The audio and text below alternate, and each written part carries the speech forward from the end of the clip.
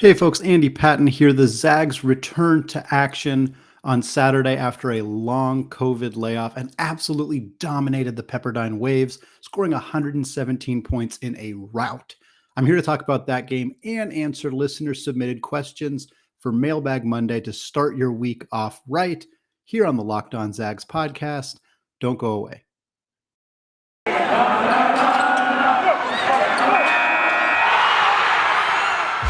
You are Locked On Zags, your daily podcast on the Gonzaga Bulldogs. Part of the Locked On Podcast Network. Your team every day.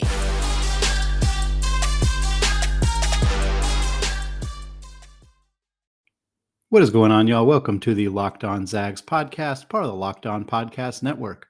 I'm your host and longtime Gonzaga podcaster, Andy Patton, ready to take you through another season of Gonzaga Hoops. Today's episode is brought to you by Sonos. Sonos is the official sponsor of ESPN College Football. Go to Sonos.com to learn more. I also want to thank all of you who have continued to make this podcast your first listen of the day, and to those of you who have checked out the show on YouTube. Again, if you haven't done that yet, you just go to youtube.com, search Locked On Zags. The channel will pop up there. Gives you the opportunity to hit that subscribe button. Please do so if you have not already. Trying to continue to grow the Locked On Zags brand, and doing it on YouTube is a great way to do so. Also, a reminder for any of you who want to get involved in Mailbag Monday and have not yet, it's super simple. You can reach out to me on Twitter at ScoreZagsScore or at Locked On Zags and just send your question to me that way. You can tag it Mailbag Monday if you would like. You can send me a DM on Twitter. That works as well. Or you can email me at andypatton013@gmail.com, a great way to ask multiple questions or to just start a dialogue or start a conversation. I'm always happy to respond to you all if you reach out to me that way. All right, so we're going to get right into it. Segment one, we're talking Pepperdine. We're talking about that game. We're talking about some of the performances that stand out. This first question comes from TD Henry at TD Henry on Twitter, who says, with Timme and Holmgren both with 2 fouls in the first half, why not give Greg and/or Perry some minutes versus an overmatched Pepperdine team? Well, for starters, Caden Perry was out for this game. That was something that was kind of quietly announced before the game and didn't really get a ton of discussion during the broadcast or after the game. So I think a fair amount of people kind of missed that, but he's still dealing with back injuries. It was not COVID related as far as I understand it, which is where I expected there to potentially be a player or two who missed the game, but that was not the case. Perry missed with back spasms. He's been out a couple of games already this season with that. You could understand that the team is not really in any hurry to rush him back if he is feeling the effects of a back injury. It can be pretty debilitating and not the kind of thing that you want to push at all. So there was kind of, to kind of counter your point, there was not really any reason to play a player who they didn't need in any capacity for this game. Regarding Ben Gregg, he played a lot in the second half, like a whole ton in the second half. And I think Gonzaga's thought process here was, yeah, they could have gone to Ben Gregg in the first half when there was foul trouble for both Timme and Holmgren, but also they knew he was going to play a lot in the second half. And I just don't think they were concerned with foul trouble. Like, I don't think it was a big deal to them that, oh, what if Chet or Drew picks up a third foul in the first half? It just wasn't going to matter. So it's kind of, it's almost the opposite of what you're saying. I understand the sentiment. And in certain games, you'd like to have the ability to go to Ben Gregg or Caden Perry in the first half when there is foul trouble. And they haven't done that even against the Alabamas and the UCLAs and the Dukes of the world. And so I can understand why, well, maybe do that in a game where you aren't as concerned about that. But I think the flip side of that is just, they didn't need to. They weren't worried about Drew Timme picking up a third foul. They knew he was going to sit for a huge chunk of the second half. So it just ultimately wasn't really an issue that I think they were concerned about for good reason. This next question, a similar note to that one. This one comes from Christian via Gmail. He says, you mentioned you would like the starters to stay in the 20-minute range in this game. There are many potential benefits to this. One of the very few drawbacks might be for Drew Timme as it relates to the Player of the Year award. The budgeting of minutes seemed very much by design. Do you think this is what we can expect going forward? And is Drew Timme still in the top 5 candidates for Player of the Year? So yeah, I think the minute stuff is something we're going to see a lot more of. Mark Few has shown more of a willingness to empty the bench earlier in games than he had in previous seasons. I don't know if that is by design, if it is because they just have the ability to do so because they have more depth than usual. If there are certain players they're trying to get more rest for, most notably, I would think Chet Holmgren, who is a a player that you really want to make sure he stays healthy throughout the season, certainly. So, but I do expect to see the last 10 minutes of a lot of these games where Gonzaga jumps out to early leads. I don't know if we're ever going to see them jump out as quite as demonstrably as they did against Pepperdine in the first 2 minutes of that game, but there will be plenty of games that will be determined early in the second half. And when that happens, I expect a lot of Ben Gregg, Caden Perry, Hunter Salas, Nolan Hickman. And beyond that, I expect a lot of Martinez Orlauskas, Joe Few, Will Graves, Matthew Lang, all of those guys as well. Regarding Drew Timme, to be honest, no, I do not think that he is currently a top 5 candidate for Player of the Year. I think he's a top 10 candidate for Player of the Year, and I don't think it's crazy at all that I don't think it's crazy to think he could still win it. I think he absolutely has the ability to do so. We saw him last year put together a good non-conference slate and then do even better in conference play and excellent in the NCAA tournament. There's no reason to believe he's not capable of doing that again this year. But as you mentioned, the minutes thing is a part of the deal. Players right now, in my mind, who are top candidates for Player of the Year are guys who are playing 33, 35 minutes per night, and their team is nothing without them. The top player right now for Player of the Year is Johnny Davis for Wisconsin. And no disrespect to the rest of Wisconsin's team, but there have been a couple games that Johnny Davis did not play, and this team is nowhere close to a top 25 team without Johnny Davis. He is so pivotal to that team's success.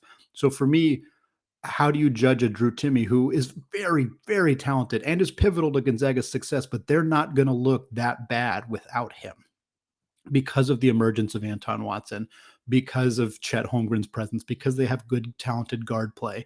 It's a different feel. So for me, Johnny Davis, the top guy. You also have Kofi Cockburn from Illinois. He's having a great year. Ben Mathurin from Arizona, obviously one of Tommy Lloyd's guys, having a great season as well. EJ Liddell from Ohio State, who I believe, I'm recording this on Sunday afternoon. I believe the last update I saw was he scored 17 points before the first media timeout of Ohio State's game today, which is absolutely absurd. Hard to not have that guy in the conversation. Keegan Murray at Iowa rounds out my top 5. This was kind of more or less off the top of my head. I'd have to do some more research before, actually submitting a ballot were I to have one. But Drew Timme is right in that conversation. Wendell Moore from Duke's in that conversation.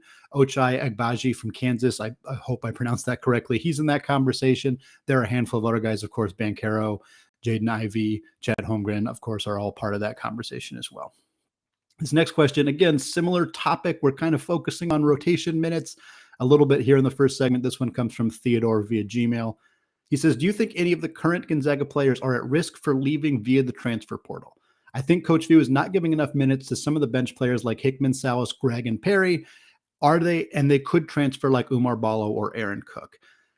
So, yeah, the transfer portal is such a beast right now with thousands of players going into the transfer portal every single season. I think it would be foolish to assume that nobody on Gonzaga's roster is even considering transferring or is at any risk of that. But I don't see any of these players fitting very strongly into the transfer conversation. I'll go through them one by one just to kind of give my thoughts on them individually. Nolan Hickman, I think there's virtually no chance that he transfers because I think that he's either Gonzaga next year or he's in the NBA. I think there's only about a 50% chance that he's in a Gonzaga uniform next year. But again, I think it's like a less than 2% chance that he decides to transfer somewhere else. I think if he wanted to stay another year in college and work on his game and, improve his NBA draft stock, he would just do that by coming back to Gonzaga on a roster that's not going to have Andrew Nembhard or Rasir Bolton. So for me, he's there's a 0% chance that he's going to transfer. Next, Caden Perry. I think there's really limited chance here, like slightly more than 1% chance, I guess, that Caden Perry is going to transfer. And my main reasoning there is because he's had all these injury issues and he hasn't really proven himself at all. And I just don't think that he would get himself into a very an ideal situation. I think the best case scenario for him to develop as a college basketball player is at Gonzaga. And I think he knows that. He's not going to go play professionally yet. He's not ready to do that. He hasn't played enough college basketball games. He's got an opportunity to be in a bigger role next year. Obviously, a part of that conversation depends on whether Drew Timme returns, but Chet Holmgren will not return. Drew Timme probably will not return, although it's not certain. If both those guys are gone, you have Anton Watson coming back, and then you have Ben Gregg and Caden Perry. So he's going to have a big role next year. So I don't really think that he would make the decision to transfer. I don't think it would make a lot of sense for him. Greg, mostly the same situation. I could see him maybe a little bit more likely because obviously he hasn't dealt with injury issues and he's shown flashes of what kind of player he's capable of being. So there's an opportunity for him to put his name in there and go to another high profile school where he'd play big minutes right away. The only way Ben Gregg would transfer, and I think this is still very unlikely, I want to be clear and say that, but I think the only way Ben Gregg would transfer is if Drew Timmons did decide to come back. And then he felt like, hey, I don't want to spend another season. It would be his third year, even though he's a sophomore next year. It would be his third season playing in a reserve role. He'd still have a bigger role next year, which is why I ultimately think he's going to come back. He also is like a Zag through and through, committed as soon as he got an offer from this school. His family went to Gonzaga. He has family who lives in Spokane. So I think he's pretty unlikely to leave as well. And then Salas is the last player I have listed. I guess he is the quote unquote most likely to transfer. But again, I think he's in the Nolan Hickman kind of bucket where he's more likely to take his chances to play professionally rather than he is going to transfer to another school. Because again, next year's roster, he's assuming he comes back, which I am assuming so. He's going to be probably the starting combo guard and he's going to play a big role next season. Huge. All of these guys committed to Gonzaga knowing that there was not an immediate amount of playing time for them. It doesn't mean that they're not frustrated not playing. I'm sure that on some days it's tough. I'm sure that Hunter Salas wanted to play more than 4 minutes against UCLA. Who can blame him? I don't blame him for feeling that way at all, as long as he doesn't let it impact the team, which by all accounts is not a situation that has arisen in any capacity. But for Salas, I think if he wanted to be done with Gonzaga, he would go pro.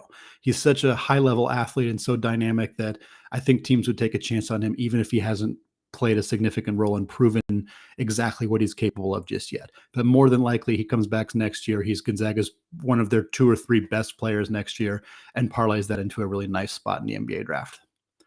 Next question comes from Dad Risk on Twitter. He says, is Timmy or Chet more important to this team? I feel like if we had a backcourt of the caliber of last year's team, it would be Chet and it wouldn't be close. But the scoring we need from Timmy on this team makes it really close for me. Yeah, this is a pretty interesting question and one that I thought about quite a bit and kind of actually waffled on my answer. I changed it multiple times because I do think that it's really close. And I think that you could make a reasonable argument for either player.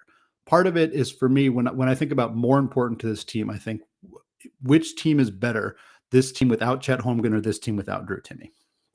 And I think right now, I think this team is better with Chet Holmgren, meaning he is more valuable to this team. And I think that that's maybe not going to be the opinion shared by everybody. Like I said, I think you can make an argument for both sides.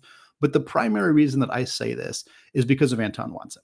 And we'll talk about him in the next question a little bit more. But Watson, what he has done this season as a low post scorer, he led Gonzaga in scoring against Pepperdine. He shot 58% from the field. He's an efficient low post scorer. He is not as good of an offensive player as Drew Timmons, and I do not want to imply that that's what I'm saying. He's not there yet, but he is a similar offensive player to Drew Timmons. He's just a not quite as refined, polished version of that. Nobody on this roster, including Anton Watson, does what Chet Holmgren does defensively. Anton Watson is elite defensively, but he is not elite in the way that Chet Holmgren is. He is not a rim protector. Caden Perry is probably the next best rim protector on this team, and he's not nearly at that level.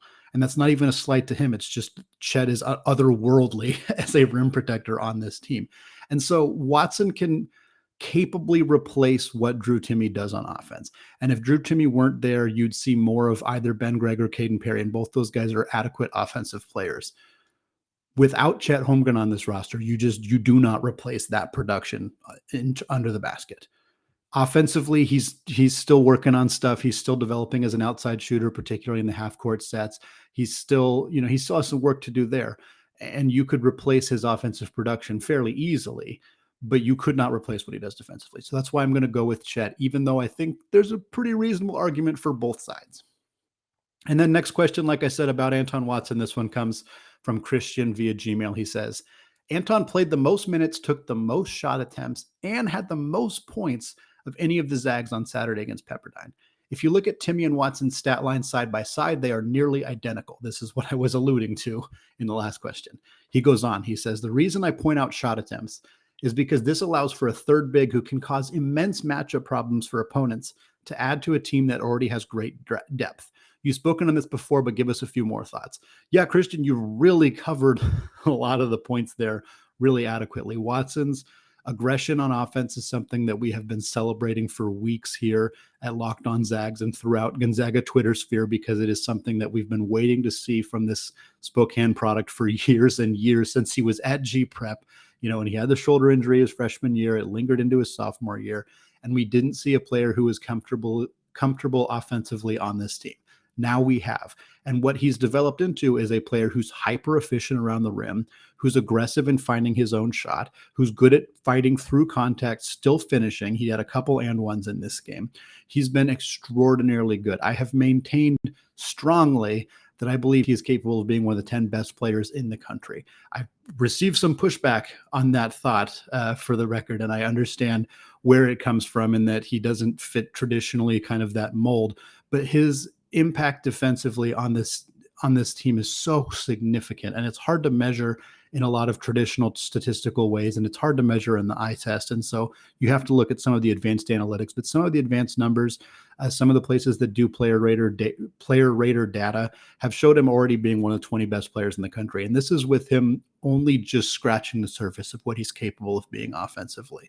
So when you look at his potential role next year, without Drew Timmons, without Chet Holmgren, you have a guy who's going to get a much higher usage rate. He's going to, if he continues to be as efficient as he has been this year, which is asking a lot, there's no guarantee that he will be, but if he's close to that efficient and maintains his ability defensively, he's going to be really, really, really, really good. I stand by that sentiment because I think he has the skill set, the size, the athleticism, the basketball IQ, and potentially the usage rate next season to be extraordinarily good. The next in a long line of elite Gonzaga performers. All right, next question. This one comes from John via Gmail. He says, who do you envision as the starters for the 2022-2023 team, and who do you envision as the players in the rotation? John put out some caveats knowing that a lot of this is going to be hard for me to know, which is obviously very true, but I don't mind hard questions. You guys can challenge me with some of these more difficult questions. I've mentioned on the show a handful of times the players that I think are kind of right on that 50-50 line. Chet Holmgren's 100% gone. Andrew Nembhard and Rasir Bolton are over 95% gone. Drew Timmons probably 60% gone, although we'll get there in a second. And then Nolan Hickman and Julian Strother, in my mind, are the two biggest, like straight up 50-50 toss-ups. It depends on how the rest of the season goes for either of those guys. But here is my first take at what I think the roster will look like next season. Starting five, starting at center, Drew Timmons. I'm going to say it. I'm going to say that I think he comes back. If I'm wrong about this, I'm wrong about this. I will be totally content with being wrong about this. If he goes to the NBA, I would not blame him. But I think there's a chance he comes back. And so I think the starting five would be Drew Timmons, Anton Watson, Julian Strother, who in this I'm saying he comes back as well. And a Timme, Watson, Strother front court is really, really good. You can just look at this year's team and know how good that would be with the backcourt of Hunter Salas and Dominic Harris. That is right. I would be predicting in this that Nolan Hickman does declare for the NBA draft after his freshman season and gets selected, so he would be gone. But a starting five of Timme, Watson, Strother, Salas, and Harris, it's gonna be just fine. I'm not gonna have too many reservations about that. The rotation beyond that, Caden Perry and Ben Gregg, in this situation would both still be backups, but they would both be playing more minutes. Obviously, they would be soaking up some of the minutes that would be vacated by Chet Holmgren being gone. Transfer guard would certainly be a piece here as well, as somebody who could potentially challenge Dom for that starting spot as well, or somebody who at least is going to play a significant amount of minutes. Think like an Aaron Cook style guard in this case. And then I put Anthony Black or incoming freshman guard. Anthony Black is wishful thinking. It's very optimistic. Hopefully he does decide to come to Gonzaga, but I know a lot of people have him at Oklahoma State, potentially Baylor as well. Gonzaga is not considered the favorite by most outlets at this point, but you never know. If it's not Black, I think Gonzaga will pivot and they'll go find another guard to be at least right inside or right outside the rotation. And then a couple other guys on the team, Braden Huff, Martinez Arlauskas, obviously Joe Few, those guys will be back as well. All right, we got more listener submitted questions to discuss in the second segment. But before we get there, I want to tell you all about Built Bar. Built Bar is the best tasting protein bar ever, plain and simple. It's a protein bar that tastes like a candy bar. Built Bar has 9 delicious flavors, including some all-time favorites like raspberry, mint brownie, peanut butter brownie, coconut, and my personal favorite, salted caramel. Of course, Built Bar is not only great tasting, they are healthy too. Most Built Bar flavors have 17 grams of protein, 130 calories, and only 4 grams of sugar. 9 amazing flavors, all tasty and all healthy. Go to BuiltBar.com now and use promo code LOCKED15 and you'll get 15% off your first order. That's BuiltBar.com, promo code LOCKED15 for 15% off your first order. All right, segment 2, still Andy Patton, still locked on Zags, still answering listener-submitted questions all episode long for Mailbag Monday. This first question comes from Aaron via Gmail.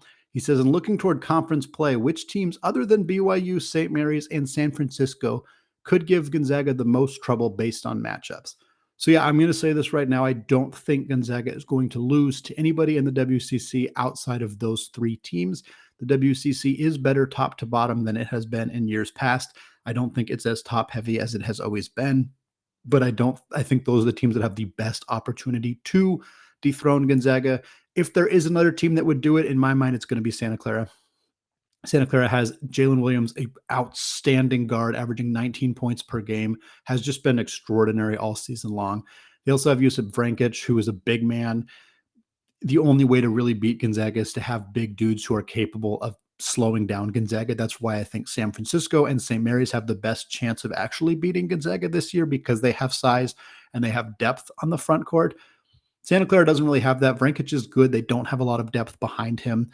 Williams and Vrankic are good enough that Gonzaga is going to have to play a good game to beat Santa Clara. They can't just completely coast to secure a victory there, but I still don't think it's going to be overly challenging for them, and I still think they're the best of the bunch. LMU's the next best. They're good. Eli Scott is super talented. Damian Douglas is a good young player, but I don't think that they have enough firepower to beat Gonzaga, even unless Gonzaga really shoots themselves in the foot. All right, this next question comes from John via Gmail. He says, how do you rank the top 5 programs on the West Coast? Well, I wrote about it. In fact, I wrote about the top 25 programs on the West Coast for an article for Ducks Wire, which is through USA Today, about the Oregon Ducks. It's one of my other freelance gigs that I do. I wrote an article, the top 25 West Coast basketball power rankings. It published on Saturday afternoon. I will post a link to this on Twitter. I have already. You can still find it there. I'll post it in the show notes as well. But here were my top 5. Number 1, Gonzaga. Number 2, Arizona. Number 3, UCLA. Number 4, USC. In my mind, that's fairly ironclad. There are some debates that you can have about location. You could probably put UCLA above Arizona. A lot of people would do that, and I think that's completely defensible. But I don't think you can put any of those teams above Gonzaga just yet. And I don't think you can put USC above either Arizona or UCLA. Even though they're undefeated, I think they're still 4th in that group. Now, 5th is tough. On the initial article that published on Saturday, I had Colorado State. Then Colorado State got their bell rung by San Diego State. They got beat by 30 by the Aztecs. Colorado State was undefeated going into that game and got crushed.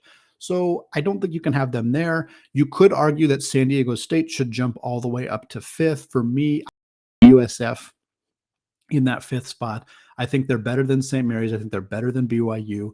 I think they're better than San Diego State and Colorado State, although it's very close. All of those schools could kind of bunch together. I think the 5 through 10 spots you could argue to put them in a lot of different orders, and none of them are necessarily wrong. But for me, I'm going to put USF in the 5th spot. They have a ton of depth. They have a really sound offense. They have great guards in Khalil Shabazz, who had a monster game against San Diego this weekend, and Jamari Bouye, who's a future NBA player. They have size. Maslaski, I'm sure I mispronounced that. I apologize. He is outstanding as a big man for this team. They're really deep all the way down, and Todd Golden's a great coach. And so I think I'm going to stick them on the 5 line for right now. Next question comes from Barry at Navy Zag. He says, what do you think the chances are that the WCC pushes the tournament to match with the Power 5 schedule, so there's an extra week to catch up postponed games at the beginning of conference play? I think very slim. I can understand why this would make some sense. Obviously, the WCC has always played one of the first conference tournaments in all of college basketball. It's something that a lot of Gonzaga fans have had consternation about previously, because they thought that Gonzaga's long break between games potentially contributed to them having some slow starts. They've made the Sweet 16 however many years in a row, so I don't think that it's clearly something that is impacting them too much.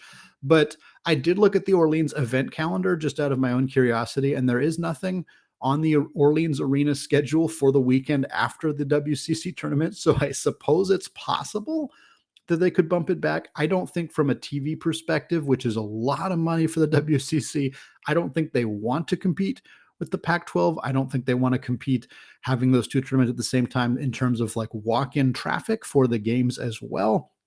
So I really don't think this is something that the WCC wants to do. I think they're far, far, far more likely to just find ways to add a lot of games on Tuesdays. So the games are Tuesdays, Thursdays, Saturdays, and then maybe the next week is you don't have an extra game. And then the week after that, you go Thursday, Saturday, Tuesday. Most teams only miss 2 games. I think it's very possible for them to find ways to get all of these games added back into the calendar over the next 7 or so weeks without having to push the tournament back. All right, this next question comes from Christian via Gmail. He said, I had the St. Mary's versus BYU game on Saturday, and it was truly a tale of 2 tempos. Can you discuss the vast difference in regards to pace of play and what factors you think dictate which team is most successful in determining pace of play? The stat that came up in the St. Mary's game is that St. Mary's was 0 for 3 and now 0 for 4 when they do not score 60 or more points. That speaks to the necessity of offensive efficiency in the Randy Bennett system. What would you say are the key factors in Gonzaga's preferred pace? Yeah, so I've always been an advocate for giving your team more opportunities to score, not less, for the exact reason that was mentioned here. Randy Bennett's offense is predicated on you scoring at a really high rate per possession. You have to, in order to win on St. Mary's roster, because they take so long to get their shots up, because they play a style of defense that forces the opposing team to take a long time before they get good looks. You have to be more efficient than the other team. We have seen this strategy work. Randy Bennett and his team stifled Gonzaga in Vegas in a WCC tournament recently, held them to 45 points. They're capable of beating just about anybody in the country when this strategy works. But I have said this before, and I will say it again, this team is also capable of losing to just about anybody. When this doesn't work, you are susceptible to losing to even the worst college basketball teams. It is a high risk, medium reward strategy as a coach that I would not want to implement. This year's roster for St. Mary's, I've been high on them this year, and I'm wavering after watching that BYU game as well, because they don't have the high efficiency scoring needed to make this offense work. When they had Jock Landale or Omar Samhan or Rob Jones or some of those players who were highly efficient scorers around the basket, even some of their highly efficient guards like Emmett Nar, when they had those guys, or Matthew Dellavedova, they could succeed. But this year's roster is much more guys who are high volume scorers. Jordan Ford was a high volume scorer before he graduated. Tommy Kusi is a high volume scorer. You can see why it's not working, because those guys don't have the ability to become high volume scorers because there's not enough volume to go around. For the Zags, the up tempo, you mentioned what are the factors for them? More turnovers.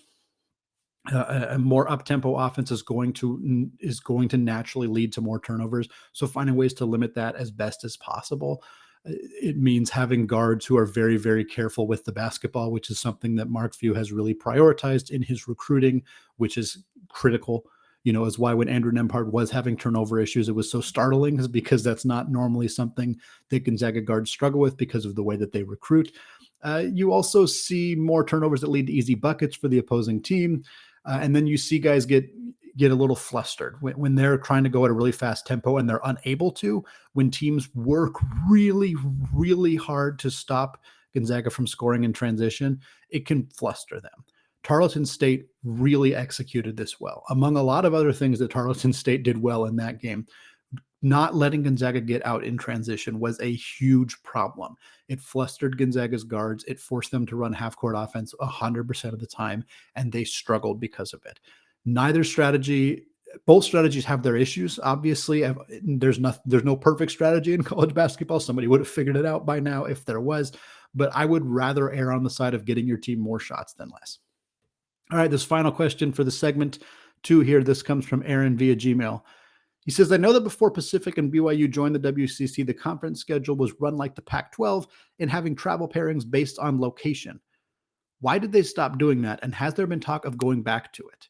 I prefer that format in that it seems to make travel easier and less frequent and just gives the schedule a cleaner look that makes sense rather than randomized. Well, yeah, you answered why it happened. BYU. like I don't want to blame them 100%, but like, I mean, if you anybody, I mean, you all know what the map looks like. If you look at a map, BYU sticks out like a sore thumb, and Gonzaga's a close second. They stick out as well. But Gonzaga and Portland was a natural pairing of travel partners, the two most northern teams in the conference, and so they were able to travel together and travel into the Bay Area and kind of lock up those teams and travel down south and lock up those teams, and it kind of made sense. And then adding BYU kind of threw a wrench into everything. So in terms of going back to it, they probably will, or there's a good chance that they will, I should say, when BYU leaves. Now, I don't know who the WCC is going to add when BYU leaves. I don't know that there's not going to be more changes that happen between now and then involving Gonzaga, not involving Gonzaga. I have no idea. But we're going to do an exercise here real quick. If if BYU, when BYU leaves, if the WCC adds Grand Canyon, which is a school that is often discussed for being they're in an inferior conference now in the WAC. They are a good basketball school, or at least a decent basketball school, and they're geographically make sense. So let's assume that happens. Then you have pretty natural partners for everybody. Gonzaga and Portland would go back to being partners. USF and Pacific would be partners. Santa Clara, St. Mary's would be partners. Very easy. Pepperdine, LMU would be partners. And then San Diego and Grand Canyon. It's not great. They're not that close to each other, but it's better. Gonzaga and Portland, frankly, aren't that close to each other either, and it would still work. So I think it's possible that it comes back to doing this in time eventually. It's not going to happen before BYU leaves, and even after BYU leaves, I wouldn't say it's a guarantee that it's going to happen either, but I think certainly if it makes sense geographically for them to do it, they're going to find a way to do it. All right, 2 segments down. Coming up, we're going to answer even more listener-submitted questions in the third and final segment, but before we get there, I want to tell you all about Get Upside. Hey, Zags fans, Andy Patton here with an incredible app everyone who buys gas needs to know about, Get Upside. My listeners are making up to 25 cents for every gallon of gas every time they fill up. Just download the free Get Upside app in the App Store or Google Play right now. Use promo code SCORE and you get a 25 cents per gallon bonus on your first fill up. That's up to 50 cents gas cash back. Don't pay full price at the pump anymore. Get cash back using Get Upside.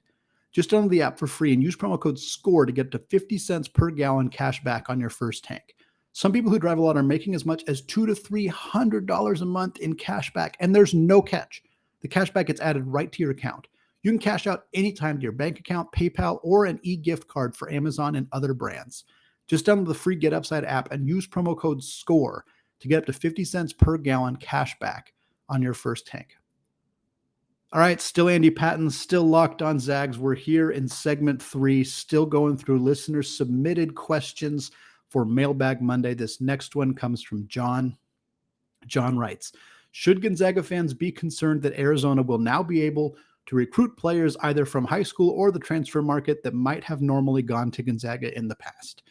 Now that Timme is there, how much more competition will Gonzaga have from Arizona on the recruiting front? I asked this question because 1, Timme is a great recruiter, a great coach, and a player's coach.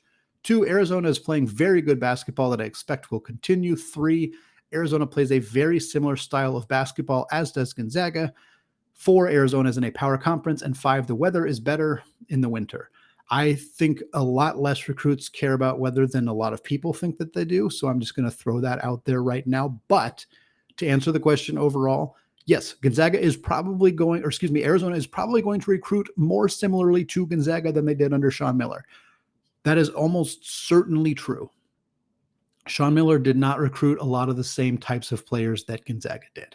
That was just a fact of those two programs. They were very competitive on the court. I don't think they were hyper competitive with each other out on the recruiting trail. But Timme is going to be.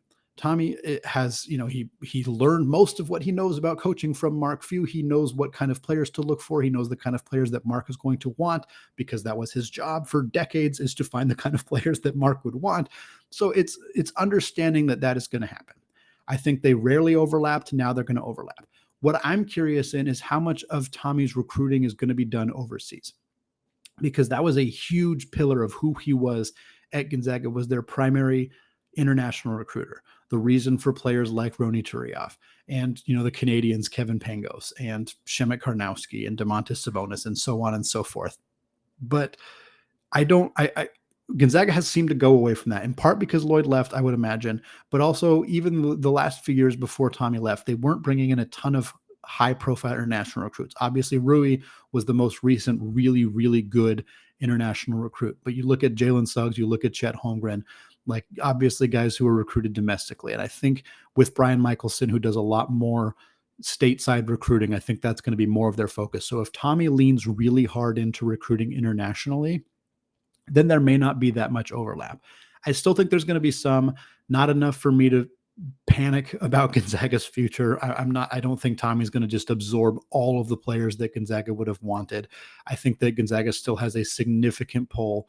I think that it will take Tommy a few years of consistently great recruiting before this would be something that would really impact Gonzaga's recruiting abilities. I think I don't think it's going to happen right away, I guess is what I mean. But I do think that it's something to monitor, certainly, and something that could impact. It's just going to make Gonzaga's job a little bit harder. I think they're capable of doing it. It's just going to be a little bit more difficult. All right, next question comes from Christian via Gmail. It says, I thought your comment about rankings mattering less was telling as it related to Georgia. Shout out Aaron Cook Jr. getting votes in the AP poll they should not have received. KenPom has Baylor and Gonzaga as 1 and 2, and it is very possible that by the time this podcast is available, that they will be in order, that will be their order in one of the polls. But here we are again, Baylor and the Zags. Is it a little different in that there are 7 or 8 other teams that are very much in the mix? Who is your surprise team nationally? Yeah, so the AP poll, I've never taken it too seriously, especially early in the year. Even later in the year, it only really matters if Gonzaga's going to get a 1 seed or a 2 seed, which the last few years has barely even been a question. But, I'm not somebody who's overly concerned about where the AP voters consider Gonzaga at this point in the season. In terms of my surprise team nationally, Iowa State is probably my pick. I was not expecting them to be very good at all. They've been a top 25 team throughout majority of the season. We're undefeated for a very long time. Wisconsin, yes, I think you mentioned them. They are somebody that I wasn't expecting to be quite this good. But I also think you got to toss Arizona in there. I had faith in Tommy Lloyd, certainly, but this has been incredible what this team has been able to do. And then I think USC, sticking with the Pac-12, sticking with the West Coast. I thought they would be fine, but they lost Evan Mobley from last year's roster. They didn't bring in any super high-level talented players to replace him, and they're one of 2 undefeated teams remaining in the country. That's pretty cool. That's a pretty good deal for the Trojans. So I think those are kind of the 2 teams that I would toss in there as well. All right, this next question comes from Aaron via Gmail. He says, which teams are most difficult to travel to each year based on location oddness or the arena, or fans fired up to take on Gonzaga? So I picked 3, and I'm sorry that I did not pick anything very unique here. The 3 schools that I picked are BYU, St. Mary's, and San Francisco. BYU is rough, obviously, because the Marriott Center is huge, and the majority of places that Gonzaga goes to play are either neutral site courts that are super, super big, or if they're playing somebody truly on the road, a true road game, the arena is usually very small. BYU is a rare exception where it is a true road game at a huge, huge location, and BYU fans pack the house. So that's probably the toughest arena that Gonzaga plays in on a regular basis. War Memorial used to give Gonzaga fits. That's where the University of San Francisco plays. They used to lose there every single year, and then they kind of went on a nice run where they've been more successful. It's not going to be easy this year. That's a good USF team in War Memorial. It's not a big gym, but the place gets packed, and they really let them have it there. And then St. Mary's, same thing. The gym is so small and so high school-esque. And I'm not even trying to say that as an insult. It's just a small high school looking gym. And that place, if you've ever seen it on TV, I mean, there are people falling out of their seats because it is packed to the brim with people who passionately dislike Gonzaga. That's what college basketball is about. I love it. Those are the hardest places for this team to play, at least in conference. I'm sure they've run into some very, very ugly fan bases in other places that have given them a lot of hell, but those are the ones in conference play that give them the most trouble. All right, a couple more questions today regarding our Zags in the NBA or future Zags in the NBA. This one comes from Jim on Facebook. He says, what NBA lottery team is the best fit for Chet? So lottery team, kind of all of them. That's a bit of a cop-out. I'll go into more detail, certainly. But it's hard to not want a guy like this. He's so long. He's so athletic. He's such a good rim protector already. He's a developing outside shooter. The skills that he have translate so well to the modern NBA. There's only 2 teams I can think of definitively that couldn't use him as much as other teams. And those 2 teams are Cleveland with Evan Mobley and Utah with Rudy Gobert. Neither of those teams are going to be picking in the lottery, barring a very surprise second half of the NBA season. So I don't think they're really ones to concern yourself about. I wrote these notes earlier today saying Detroit would be a great fit. And then I found out that they traded for Bol, which doesn't mean that Chet's no longer a fit there. Bol I don't think is that good of an NBA player yet, but Bol is a 7-foot, super lengthy, skinny center who can shoot threes. So clearly Detroit thought on a similar lines to what I was thinking. Now Bol's not a rim protector. In fact, he struggles defensively. So I think they could still use him. Chet would be a great rim runner alongside Cade Cunningham. If they held on to Kelly Olynyk, well, he's under a 3-year contract, so Kelly would be a good mentor for Chet for the first couple of years. I think that could be a really good pairing. Houston would be great. I think it'd be interesting to see how he pairs alongside Jalen Green and Kevin Porter Jr. And then, of course, Orlando. Can't not pick Orlando. The Jalen Suggs to Chet Holmgren connection would be back. Orlando has seemed to prioritize getting a lot of young guards in the last couple of years of the NBA draft. So adding a big like Chet Holmgren to Jalen Suggs, to Franz Wagner, really incredible trio that team would have for the future. And then the last question of the show is the second one from Theodore via Gmail. He says, do you believe Corey Kispert will become a long-term successful player in the NBA? I have been watching the NBA more this year just to see him play, and so far I think he is doing better than I expected.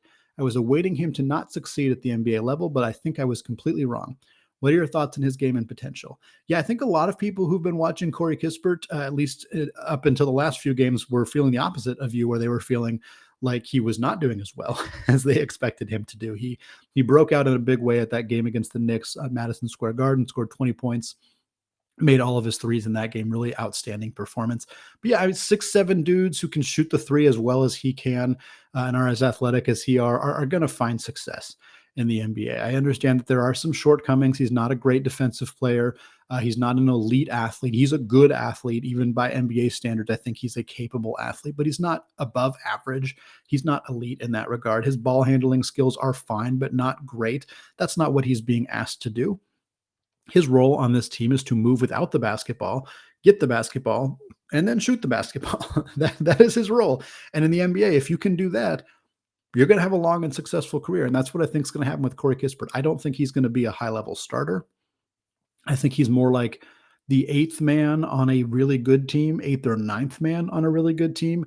And on bad teams or below average teams, he's a 6th, 7th man. Maybe he masquerades as a starter for a while on some not so good teams. That's kind of where I think he kind of resides. But I think he'll play, as long as he stays healthy, I think he'll play 10 years in the NBA, just bombing a bunch of threes and being adequate at every other part of the game. Like, there's no reason in my mind that he's not capable of being that kind of player for a very long time. And so far he had a rough start, but what you've seen from him lately, the last few weeks, has kind of showed that he's more than capable of playing consistently at this level. All right, that is going to do it for today. Got a pair of guests lined up for this week to talk a lot of Gonzaga related topics. Of course, hopefully we won't have any more game cancellations, which slowed us down a little bit the last couple of weeks. Got BYU on Thursday, so definitely be prepared to talk a lot about that, all right here on the Locked On Zags podcast, which is available wherever you get your podcasts, soon to be available now on YouTube as well. Go to youtube.com, search Locked On Zags, hit that subscribe button if you have not already. Finally, thank you to those of you who make this show your first listen of the day. Now is a great time to make your second listen of the day, the Locked On Bets podcast. Locked On Bets is your daily one-stop shop for all of your gambling needs. Locked On Bets is hosted by your boy Q with expert analysis and insight from Lee Sterling. All right, thank you all for listening, and go Zags.